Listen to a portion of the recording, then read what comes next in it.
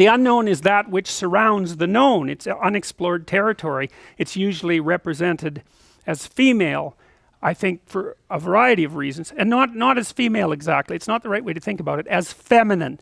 And that's not the same thing, because feminine is a symbolic category, whereas female is like an actual female. And so you don't want to confuse the metaphor with the actuality. Because we had these social cognitive categories built in, you might say masculine, feminine, and offspring, something like that. We had to use what we could to represent what we were attempting to figure out, and we kind of mapped them onto the external realities of being the best we could, using what we could. And so, nature is benevolent and it's fruitful.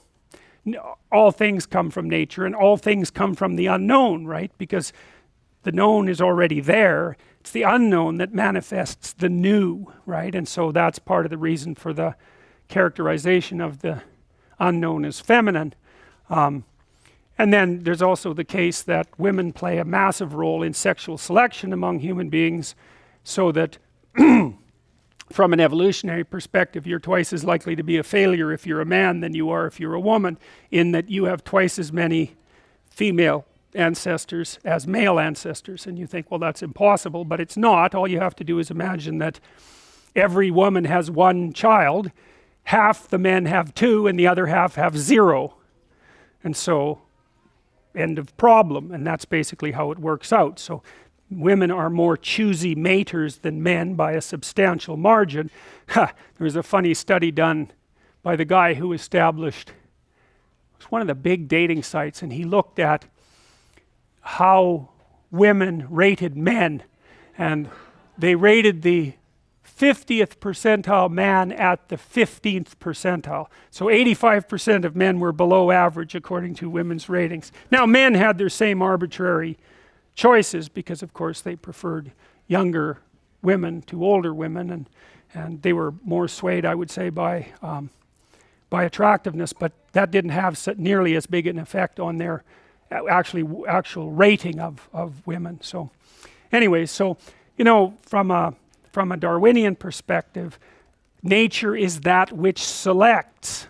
That's all it is. And so sexual selection plays a massive role in human evolution. The fact that we have these massive brains is very likely a consequence of a positive feedback loop in sexual selection. Because otherwise that's the only time you can get really rapid changes in evolutionary space, where you get a process going that reinforces itself. So there's a little preference for intelligence, and then that produces more intelligent men and women, and then there's a little more preference for intelligence, and maybe then that turns into the ability to speak or to master fire, and then there's way more selection for intelligence, and the brain just goes like this.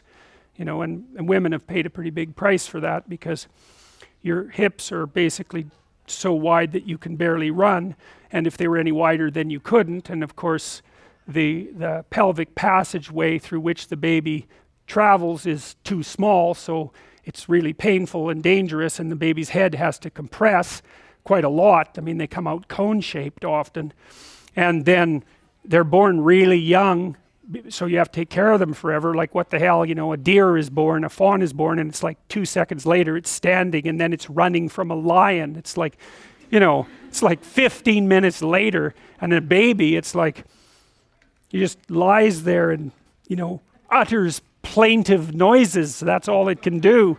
And it does that for like 10 months before it could skitter away from a sloth if it was predatory, So you really got to take care of those creatures. And so